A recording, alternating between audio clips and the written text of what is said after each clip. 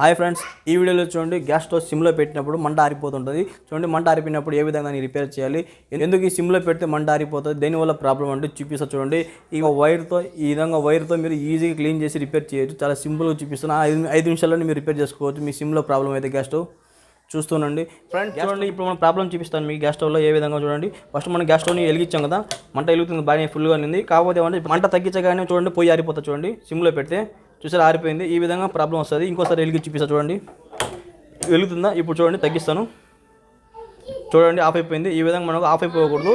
ఇది ఎందుకు ఆఫ్ అయిపోతుంది చూడండి, గ్యాస్ స్టవ్ మీద ఎక్కువ డస్ట్ ఉంది. ఇక్కడ ఆయిల్ మరకలు ఈ విధంగా ఏదైనా డస్ట్ మనకు చూడండి ఇక్కడ లోపల ఈ సెట్లో మన లోపల పోయి ఇక్కడంతా మనకు జామ్ అయిపోయి ఉంటుంది. జామ్ అయిపోవడం వల్ల మనకు గ్యాస్ సరిగా రాదు. ఒకసారి మంట తక్కువ వస్తుంటుంది, లేదంటే మనకు ఈ విధమైన సిమ్లో తగ్గించినప్పుడు ఆఫ్ అయిపోయే ప్రాబ్లం ఉంటుంది. ఓకే, దీన్ని మనం 5 నిమిషాలు ఈజీగా రిపేర్ చేసి చూపిస్తాను నీకు. ఈజీగా ఆ విధంగా మీరు రిపేర్ చేసుకోవచ్చు. ఎప్పుడైనా మీ ప్రాబ్లం వస్తే ఆ ప్రాబ్లం రాకూడదండి. ఎప్పుడు కూడా మీ గ్యాస్ స్టవ్ని క్లీన్గా పెట్టుకోండి. క్లీన్గా ఉంటే ఇటువంటి ప్రాబ్లమ్స్ రావద్దండి మీకు. చూడండి గ్యాస్ ఉంది కదా, రెగ్యులేటర్ మీరు ఆఫ్ చేసేయండి. కుదిరితే రెగ్యులేటర్ తీసేయండి, ఎందుకంటే సేఫ్టీకి మనం చేయాలా. ఆ తర్వాత మన గ్యాస్ స్టవ్ మీద సామాన్లు ఉన్నాయి కదా, ఇవన్నీ తీసేయాలి. ఎందుకంటే ఇట్లా లేపాలా, లేపి ఎక్కడ వచ్చిన నట్టు ఉంటుంది, దాన్ని ఇప్పాలి మనం. ఈ ఫ్లగ్ ఉంది కదా, దీన్ని కొంచెం మనం అదిం పట్టి ఇక్కడ తిప్పితే మనకు చూడండి తిరుగుతా. చూడండి స్టెప్ ఈ నట్టు ఈ విధంగా తిరుగుతుంది కదా. ఇప్పుడు ఆ నట్టు మనం ఇప్పాలా.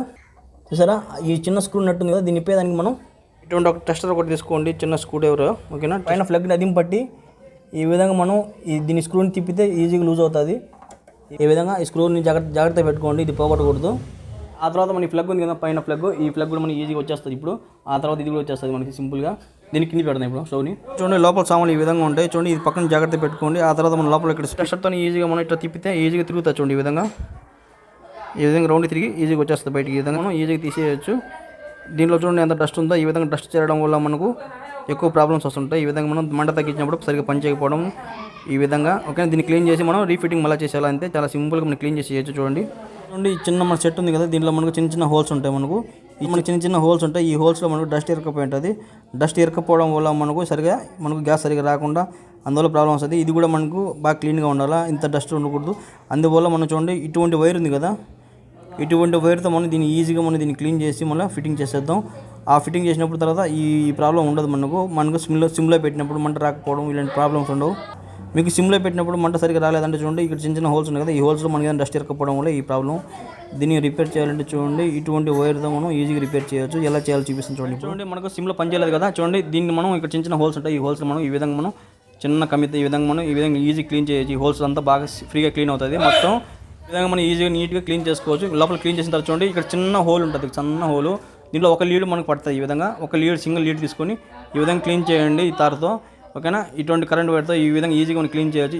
ఇటువంటి చిన్న హోల్ మీకు క్లీన్ చేస్తే మీకు ఇటువంటి ప్రాబ్లమ్స్ అన్ని సాల్వ్ అవుతాయండి. దీంట్లో నుంచి మనకి చిన్నగా మనం మంట తగ్గించినప్పుడు గ్యాస్ వచ్చేది. ఓకేనా, నీట్గా క్లీన్ చేసుకోండి మొత్తం డస్ట్ అంతా. ఆ తర్వాత మనం ఫిట్టింగ్ చేసేద్దాం. టెస్టర్ తీసుకోండి, ఒక టెస్టర్ తీసుకొని ఈ విధంగా క్లాత్లో మీరు కొద్దిగా ఈ విధంగా చుట్టుకున్న తర్వాత రౌండ్గా ఈ విధంగా మొత్తం లోపల నీట్గా క్లీన్ చేసుకోండి. ఎందుకంటే డస్ట్ ఉండడం వల్లే మనకు సరిగ్గా పనిచేయదు ఈ విధంగా. ఓకే, ఈ డస్ట్ని మొత్తం మీరు క్లీన్ చేస్తే ఈజీగా మీకు పనిచేస్తుంది ఈ హోల్స్ ఇని. కానీ చూడండి లోపల కూడా మనం క్లీన్ చేయాలా, ఎందుకంటే లోపల క్లీన్ చేస్తే మనకు లోపల కూడా డస్ట్ ఉంటుంది. ఈ విధంగా మీరు టెస్టర్ క్లాత్లో చుట్టేసుకోండి. ఈ విధంగా చుట్టేసిన తర్వాత చూడండి ఈ విధంగా లోపల పెట్టి ఈ విధంగా బాగా తిప్పండి. డస్ట్ అంతా లోపల ఏదైనా స్టక్ అయ్యి పట్టేస్తూ ఉంటే ఈజీ క్లీన్ అయిపోద్ది. ఈ విధంగా వీటిని కూడా మనం క్లాత్ బాగా తుడిచేయాలా, బాగా నీట్గా క్లీన్ చేసుకోవాలి. ఈ స్ప్రింగ్ని కూడా ఈ విధంగా నీట్గా క్లీన్ చేసుకోండి. బాగా క్లీన్ చేసిన తర్వాత చూడండి దీన్ని మనకి ఇక్కడ చిన్న గాడి ఉంటుంది. ఈ గాడి ఉంది కదా, ఈ గాడిని మనం ఈ విధంగా కిందికి పెట్టాలా. చూడండి గాడిని మనం ఈ విధంగా కిందికి పెట్టాలా. స్ప్రింగ్ ఉంది కదా, ఈ స్ప్రింగ్ని కూడా మనం లోపల ఈ విధంగా వేసేయాలా. అంతే, ఇది ఫ్లగ్ ఉంది కదా, దీనిది ఇక్కడ హోల్ ఉంటుంది. మనకు ఇంతకుముందు స్క్రూ ఇప్పాం కదా, దీంట్లో ఉండేది అది. దీన్ని కిందికి పెట్టి ఈ విధంగానే దీన్ని ఈ విధంగా మధ్యలో సెట్ చేయండి కరెక్ట్గా. స్ప్రింగ్ మధ్యలో ఇట్లా పెట్టండి, అది మండి దీన్ని అదిం పట్టి ఇలా పైకి లేపాలి గ్యాస్ స్టవ్. ఇప్పుడు కింద చూడండి చిన్న స్క్రూని మనం బిగించేద్దాం. ఈ ఫ్లగ్ని మనం అదిం పట్టుకోవాలి. ఈ విధంగా అదిం పట్టుకొని కింది పక్క హోల్ ఉంది కదా, ఈ హోల్లో ఈ స్క్రూని ఈ విధంగా వేసేయాలా. అప్పుడు మనం ఇక్కడ టైట్ చేసేయాలి. దీన్ని ప్రెస్ చేసి పట్టుకొని పైన క్యాప్ని దీన్ని ఈ విధంగా టైట్ చేసేయండి టెస్టర్తో. అంతే, టైట్ అయిపోద్ది. ఈ విధంగా మీరు టైట్ చేసేయండి. ఇప్పుడు యాక్చువల్గా ఎలా ఉందో అలాగా మనం స్టవ్ని సెట్ చేసేద్దాం. రిపేర్ అయిపోయింది. ఇప్పుడు ఫస్ట్ మనం చూడండి గ్యాస్ ఉంటుంది కదా, సేఫ్టీగా మనం ఆఫ్ చేసాం కదా, ఇప్పుడు ఆన్ చేసుకుందాం. ఈ విధంగా మీరు రెగ్యులేటర్ని ఆన్ చేసుకోండి గ్యాస్ని. మళ్ళీ ఆ తర్వాత చూడండి ఇప్పుడు మీరు చెక్ చేసి చూపించాను.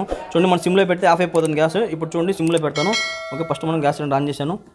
ఇప్పుడు చూడండి మంట వెలిగించాను కదా. ఇప్పుడు చూడండి మంట నేను ఫుల్గా తగ్గించేస్తాను ఇప్పుడు. ఓకే, తగ్గించేసాను. చూడండి ఆరిపోలేదు, బాగా పనిచేస్తుంది. ఓకే, మంట వస్తుంది. దాన్ని చూడండి మొత్తం తిప్పేస్తాను, ఇంకేం లేదు. ఓకే, ఇప్పుడు పెంచుతాను మళ్ళీ మంట.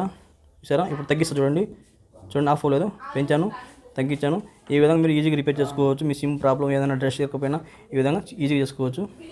చూసారు కదా ఫ్రెండ్, ఈ విధంగా మనం ఒక వైర్తో ఈజీగా క్లీన్ చేసి గ్యాస్ స్టవ్ని సిమ్లో కానీ ఏదైనా మంట రాకపోయినా ఈ విధంగా చాలా ఈజీగా రిపేర్ చేసుకోవచ్చు. చాలా సింపుల్ అండి. చూడండి గ్యాస్ స్టవ్కి సంబంధించిన చాలా రిపేర్లు నేను చేశాను. మీ గ్యాస్ స్టవ్ అన్ని రిపేర్లు నా ఛానల్లో ఉంటాయి. కావాలంటే మీరు డిస్క్రిప్షన్లో ఎండ్ స్క్రీన్లో ఇచ్చేస్తాను.